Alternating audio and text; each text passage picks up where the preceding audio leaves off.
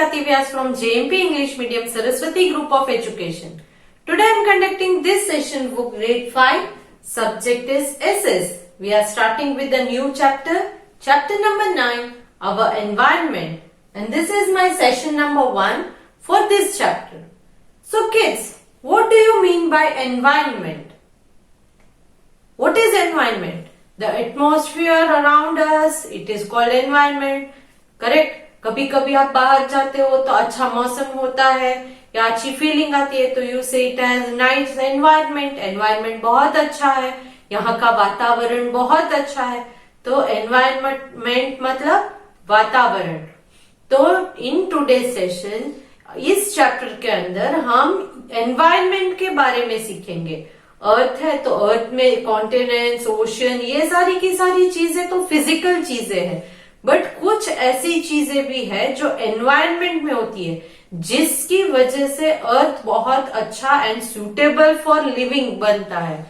Life क्यों exist होती है अर्थ के ऊपर, क्यों कोई भी इंसान, एनिमल्स, बर्ड्स या plants, why do they stay alive on earth? It is because of this reason only कि ऐसा कुछ तो है ना अर्थ के आजू बाजू में या अर्थ में जिसकी वजह से हम लोग सरवाइव कर पाते हैं. You can say that water is the reason why we survive on the planet Earth. आप ऐसा कह सकते हो कि वाटर है प्लैनेट के ऊपर इसीलिए हम सरवाइव कर पाते हैं. बट क्या सिर्फ वाटर ही काफी है? Only if there is water do you think we can survive on planet earth? No, there are few other things which also help in the life to exist on the planet Earth. So let us study which are these things which help us to survive on planet Earth. Now, first thing, there is a question given to you in the beginning of the chapter. The chapter begins in page number 318 in your textbook. First question what they have asked is, why can we not live on the moon like we live on the earth? जैसे हम अर्थ के ऊपर रहते हैं वैसे moon के ऊपर क्यों नहीं रह सकते? मून के ऊपर भी जिंदा रह सकते हैं ना, बट नहीं रह सकते. क्यों नहीं रह सकते? सोचा है कभी? Have you ever thought of it?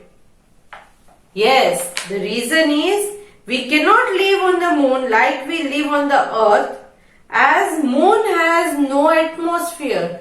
क्योंकि मून का कोई एटमॉस्फेयर नहीं है. एटमॉस्फेयर क्या है? Atmosphere layer of air surrounding the earth is called atmosphere. एक एयर की लेयर है जो पूरे अर्थ के आजू बाजू में है तो उसे हम क्या कहेंगे? एटमॉस्फेयर. ये एटमॉस्फेयर एक ऐसी चीज है जिसकी वजह से living things can survive on earth but not on any other planet और मून. कोई दूसरे प्लैनेट के आजू बाजू में भी एटमॉस्फेयर नहीं है, मून के आजू बाजू में भी नहीं है, इसीलिए हम लोग मून पर जिंदा नहीं रह सकते. Clear? Now our environment is a natural world in which people, animal and plant live. हमारा एनवायरमेंट क्या है? नेचुरल वर्ल्ड जिसमें हम रहते हैं. हम एनिमल्स, प्लांट्स, बर्ड्स, हम सब जहां पर रहते हैं वो हमारा एनवायरमेंट है.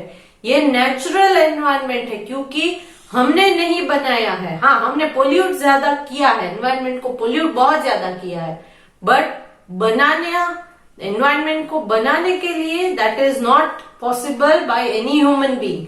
It is a natural gift given by God. God gifted है. The environment consists of four spheres. Four sphere. See, as you all know, sphere मतलब कोई भी राउंड चीज होती है ना उसे स्पीयर कहते हैं. तो हमारे एनवायरनमेंट में 4 ऐसे स्पीयर्स है. मतलब अर्थ बीच में है, उसके आजू बाजू में 4 ऐसे स्पीयर्स बने हुए हैं. अर्थ के इर्द गिर्द चारों तरफ से 4 स्पीयर्स बने हैं. Hydrosphere, atmosphere, lithosphere and biosphere. Once again pronunciation सुनिएगा and try to pronunciate along with me. Hydrosphere, atmosphere, lithosphere, biosphere. Done? Now, firstly, hydrosphere. Hydrosphere. The hydrosphere is the sphere of water and is very important for existence of life on earth. Hydrosphere ये सबसे पहले आएगा जिसमें water bodies हैं. ये सबसे important भी है अर्थ के लिए, because Earth has living things and these living things survive because there is water on it. Earth के ऊपर लिविंग ऑर्गेनिजम्स है और ये लिविंग ऑर्गेनिजम्स क्यों जिंदा है? क्योंकि उन्हें अर्थ के ऊपर पानी मिलता है. तो ये पानी किस लेयर में आता है? It is in hydrosphere. Can you relate? Hydro electricity मतलब the electricity which is generated through water. So hydrosphere means there should be some connection with water only. Yes. So hydrosphere is the sphere of water and is very important for existence of life on earth. It is that part of the earth's surface which is covered by water. ये hydrosphere वो part है जिसमें अर्थ के ऊपर water है. It includes all the water bodies found on the earth. अर्थ के ऊपर जितने भी वाटर बॉडीज है, रिवर, सी, ओशियन, ये सारे के सारे वाटर बॉडीज इसी स्फीयर में आते हैं. Life exist on earth because of the presence of water. और लाइफ क्यों है अर्थ के ऊपर? बिकॉज वाटर है. प्लांट्स को वाटर दीजिए, प्लांट्स ग्रो करेंगे. इन प्लांट्स को खाने के बाद एनिमल्स है वो सर्वाइव करेंगे. उन एनिमल्स, छोटे एनिमल्स को बड़े एनिमल्स खाएंगे, वो सर्वाइव करेंगे. So in this way food chain passes. But सबसे इंपॉर्टेंट क्या है? That is water. Any living organism can not stay alive without water. Water अगर नहीं है तो कोई लिविंग ऑर्गेनिज्म जिंदा रह पाएंगे? जिंदा रह पाएंगे? No, it is impossible. Water covers 71% of the earth's surface and the remaining 29% is land. Earth का percentage when you calculate it is always in 100. Percentage जब भी आप calculate करो तो वो 100 में ही होता है.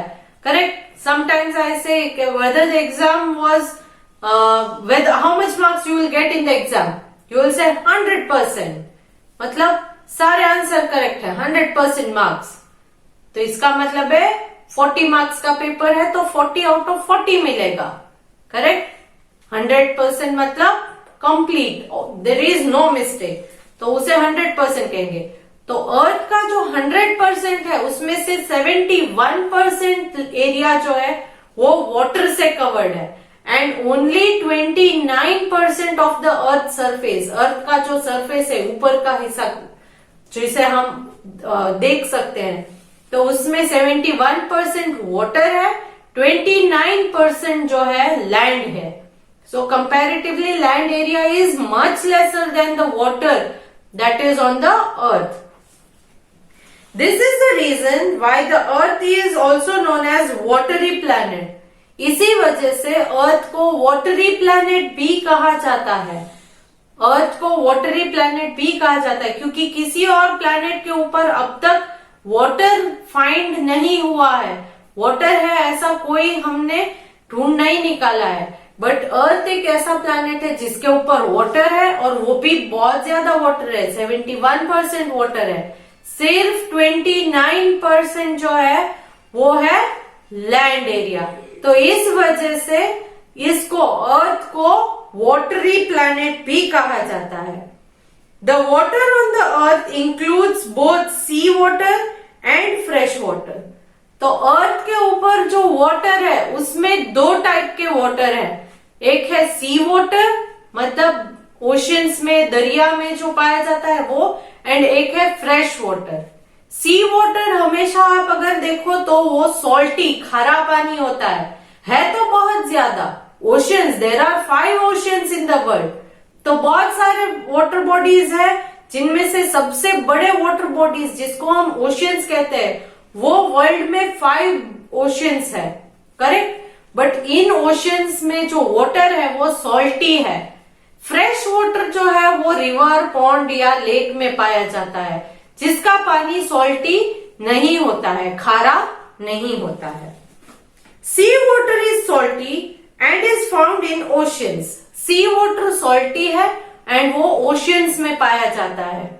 ओशियंस का पानी सॉल्टी, खारा होता है। So do you drink? वो सॉल्टी वाटर आप पीने के लिए यूज करोगे? नो। कुकिंग के लिए यूज करोगे? No. So it is unfit for us to consume it. तो हमारे लिए उसका कंजम्पशन अनफिट रहेगा, करेक्ट। तो जो थोड़ा बहुत फ्रेश वाटर है उसे हमें प्रिजर्व करना है, बचा कर रखना है, तो ही हम आगे के यूज में इसे ले पाएंगे, correct. So next, sea water is salty and is found in oceans. The sources of fresh water are river, lake, pond, etc. Fresh water कहाँ? मतलब पीने लायक जो पानी है, मीठा पानी जिसको हम बोलते हैं, जिसमें कोई टेस्ट नहीं होता है या कभी कभी मीठा भी लगता है, तो ये रिवर्स में, लेक में, पॉन्ड में पाया जाता है। ये पानी जो है रिवर, लेक, पॉन्ड, तो रिवर, लेक, पॉन्ड में क्या है? As we have studied in earlier chapters, तो रिवर के अंदर पानी कहाँ से आता है? कोई जाकर भरता है रिवर में पानी? नो। रिवर में जो मेन सोर्स ऑफ वाटर है वो है rain. See I told you that rivers are of 2 type. River 2 types की होती है। एक स्नोफेड रिवर। स्नोफेड रिवर में क्या होता है कि माउंटेन्स जो है, स्नो कवर्ड माउंटेन्स, उन स्नो कवर्ड माउंटेन्स का स्नो जब सन की रेज उस स्नो पर पड़ती है तो वो मेल्ट होता है।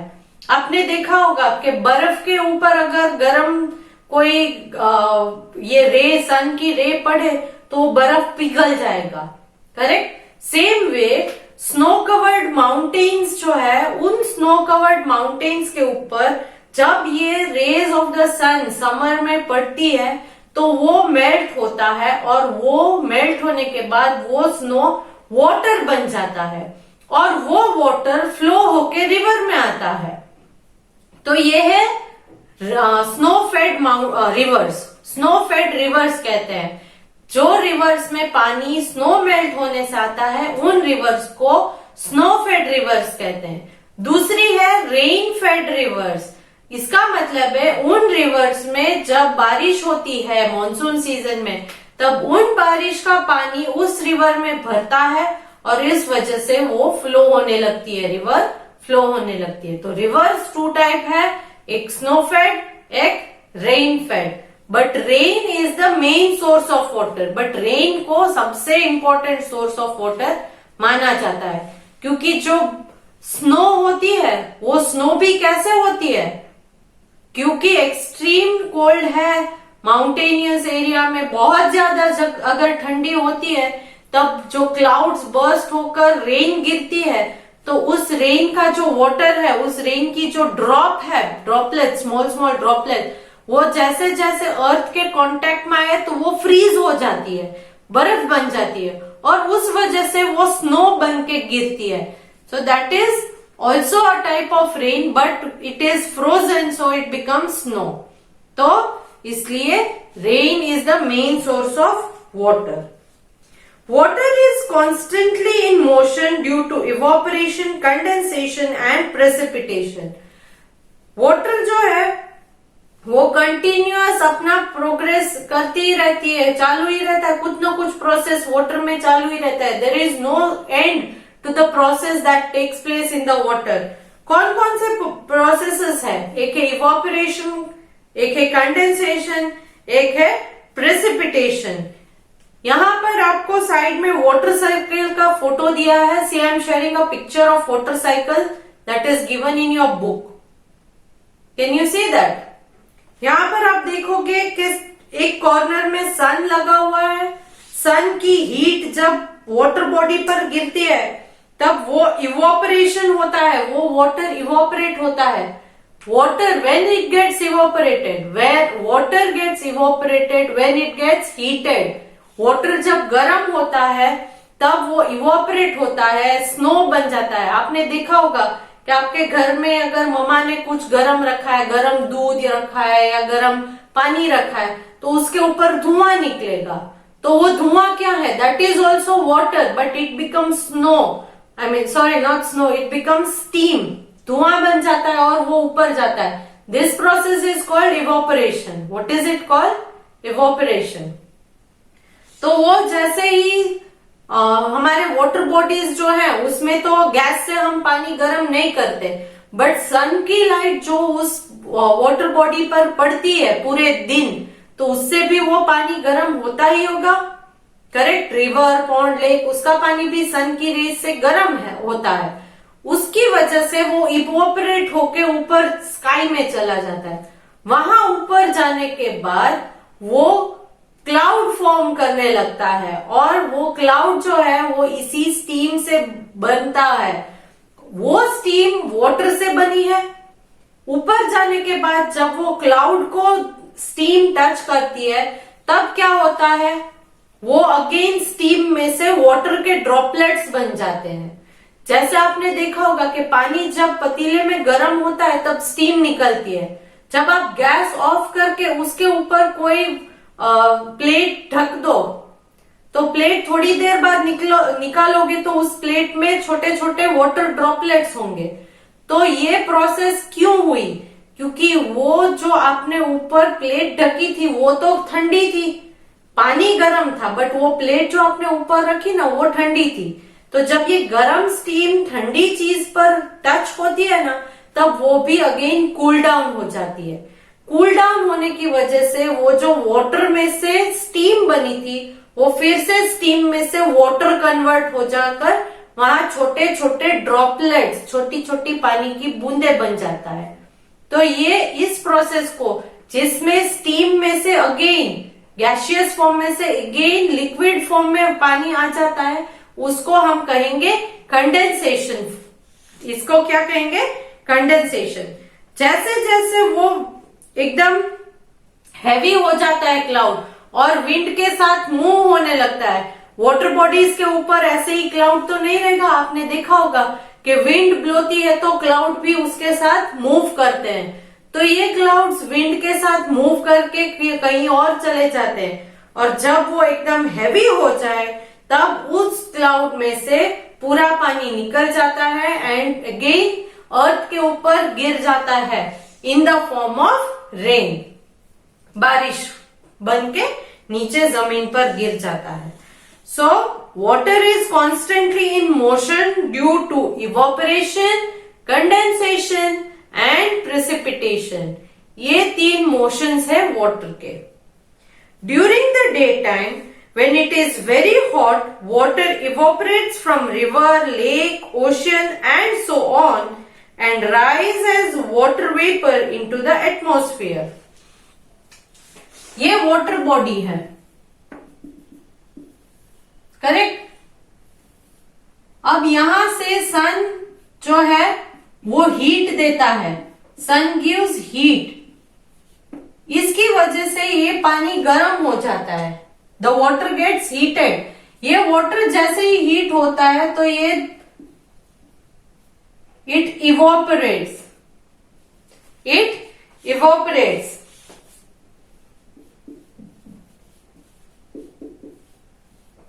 इवोपरेट होके ये यहां पर क्लाउड बन जाता है। यहां पर आने के बाद क्लाउड जैसे जैसे हैवी हो जाए, इट बिकम्स हैवी,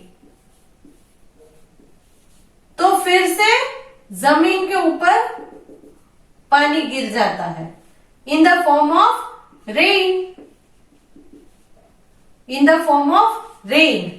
तो ये रेन वाटर जो है अगेन इकट्ठा होके वाटर बॉडीज में आते हैं, अगेन सन की हीट की वजह से गर्म होता है, इवोपरेट होता है, कंडेंसेशन होता है, अगेन रेन गिरता है। तो इस तरह से वाटर साइकिल जो है वो कॉन्स्टेंटली चालू ही रहती है।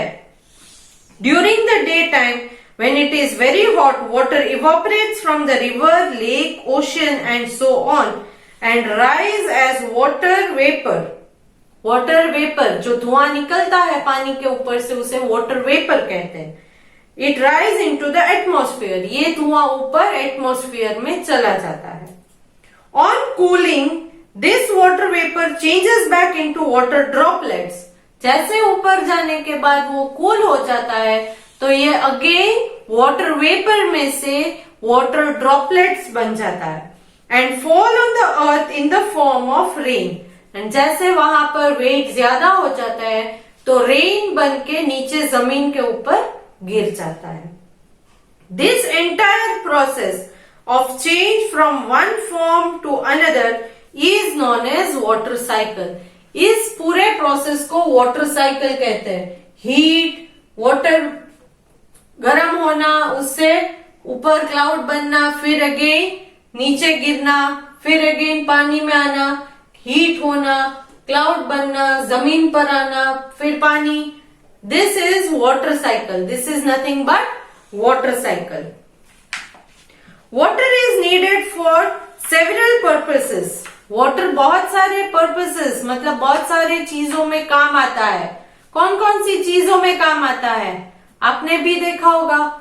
Washing hands, washing clothes, cleaning your vessel, cleaning your house, drinking, cooking, correct. इन सारी चीजों में पानी का काम है। वाटरिंग प्लांट्स, ये सारे के सारे वाटर से ही होते हैं। ये सारे काम किससे हम करते हैं? वाटर से।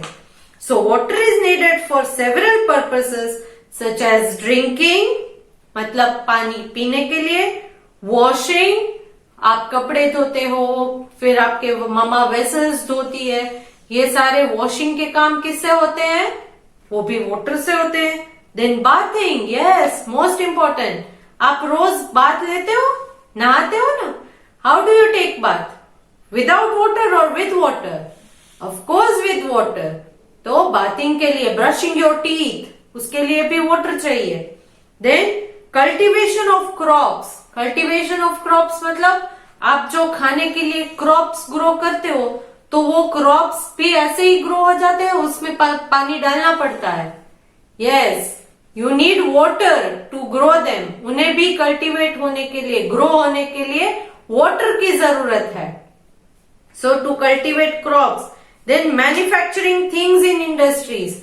इंडस्ट्रीज में बड़े बड़े जो मैन्युफैक्चरिंग के लिए मशीन्स लगे हुए, उन मशीन्स में भी कभी कभी वाटर की जरूरत होती है। फॉर एग्जाम्पल यू से कोई फ्रूट जूस मैन्युफैक्चरिंग कंपनी है तो वो फ्रूट जूस मैन्युफैक्चर करते वक्त उससे पानी की जरूरत नहीं होती है? ऑफ कोर्स होती है। कोल्ड ड्रिंक बनाने में चाहिए या नहीं चाहिए? उसमें भी चाहिए वाटर। तो इस वजह से बड़ी बड़ी मैन्युफैक्चरिंग इंडस्ट्रीज में भी वाटर की जरूरत है। सो कौन कौन से पर्पसेस हमने डिस्कस किए? Drinking, washing, bathing, cultivation of crops, manufacturing things in industry and so on. ऐसे बहुत सारे काम हैं जो वाटर के हेल्प से ही होते हैं। आप फॉर एग्जाम्पल नॉर्मल ले लो, आप अपने आर्ट एंड क्राफ्ट की बुक में पेंटिंग कर रहे हो, तब भी आप पेंट में वाटर को मिक्स करके यूज करते हो, तो वहां पर भी आपने वाटर का यूज किया ना? Yes. Waterways are one of the oldest and the cheapest form of transport. Waterways. See, transportation में आपने तीन चीजें सीखी होंगी, तीन types of transportation, landways, airways and waterways. हम इंसान लैंड के ऊपर भी ट्रैवल करते हैं, वाटर पे भी ट्रैवल करते हैं, एयर में भी। लैंड में तो कॉमन है सारे vehicles, bus, car, scooter, auto rickshaw, bicycle etcetera, train, ये सारी चीजें लैंडवेज में आती है। देन एयरवेज में aeroplane, helicopter, jet planes etcetera. ऐसे ही वाटरवेज जो पानी पर चलते हैं, उन व्हीकल्स को चलने के लिए, मूव होने के लिए वाटर की जरूरत है। So waterways are one of the oldest. आपने देखा होगा अर्ली मैन जो राफ्ट पर ट्रैवल करता था, वो उसने कहां से किया ट्रैवल? वाटर के हेल्प से। सो इसीलिए ये सबसे ओल्डेस्ट वे ऑफ ट्रांसपोर्ट माना जाता है, वाटर एंड द चीपेस्ट, क्योंकि ये लैंडवेज एंड एयरवेज बहुत ही कॉस्टली हो जाते हैं। बट वाटरवेज जो है वो चीप है, सस्ता है, इतना महंगा नहीं है। Fish and other marine life in the sense, marine मतलब connected with the sea and the creatures and the plants that live there.